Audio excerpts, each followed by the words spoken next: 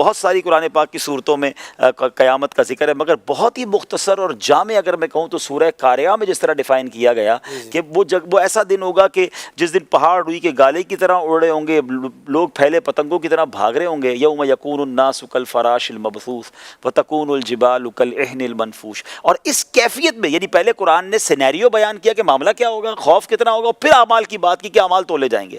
تو اب step by step سوچے پھر پلسرات سے گزرنا. تو اب اتنی ساری پرابلمز ہیں، سولوشن کیا ہے؟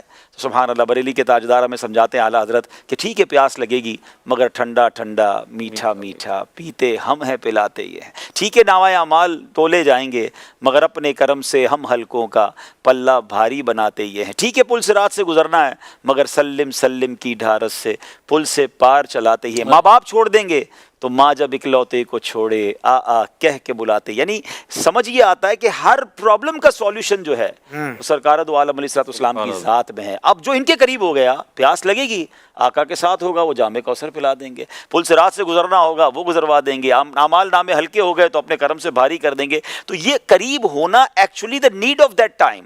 قیامت کے دن ہم سب کے لیے ضروری ہے کہ ہم نبی پاک کے قریب ہوں. اور ایک اور میں عشق والی بات کروں اشفاق بھائی، ایک شعر بچپن سے سن رہے تھے مگر میں ایک بار وہ روایت پڑھ رہا تھا قیامت کے حوالے سے، تو اس میں آیا کہ جو نبی پاک علیہ السلام کو لواء الحمد عطا کیا جائے گا نا، یہ سینکڑوں میل، یعنی اگر گھڑ سوار گھوڑا دوڑاتا رہے تو سینکڑوں میل جتنا فاصلہ طے کرے گا، یہ اتنا بڑا پرچم ہوگا. اچھا اب اتنا بڑا پرچم ہوگا تو میں پھر سوچنے لگا کہ مینا کے اندر جو گئے حج پر گئے ان کو پتا ہے کہ وہاں جب لاکھوں لوگ ہوتے ہیں نا تو ان کو اپنا خیمہ تلاش کرنے کے لیے اوپر ایک بڑا سا بلون لگا دیا جاتا ہے، بڑا سا پرچم لگا دیا جو دور سے بتاتا ہے کہ یہ ہمارا خیمہ ہے. تو یہ تو 25 لاکھ لوگوں کے لیے حال یہ ہو جاتا ہے.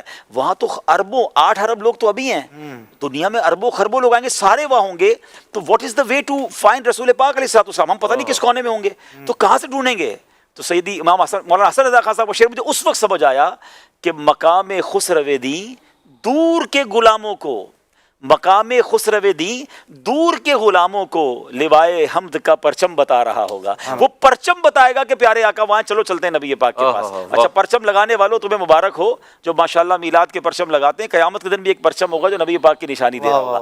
اب پیارے آقا کے قریب ہونا کتنا ضروری ہے پہلے یہ سمجھ لیں. اور اب آتے ہیں کہ سبحان اللہ خود نبی پاک علیہ السلام فارمولہ دے رہے ہیں، کیونکہ یہ بات طے ہے کہ جب ہزاروں کا مجمع ایک بندے سے ملنا چاہے تو کوائٹ امپاسبل ہو جاتا ہے. تو جب اربوں لوگ ہوں تو کون قریب ہوگا؟ تو قریب وہی کرے گا جس کو قریب کرنے والے قریب کریں گے. تو انہوں نے گیٹ پاس دے دیا ہے کہ حدیث پاک کا مضمون ہے کہ جس نے دنیا میں مجھ پر سب سے زیادہ درود پاک پڑھے ہوں گے وہ مجھے قیامت کی سب سے زیادہ میرے نزدیک وہ ہوگا.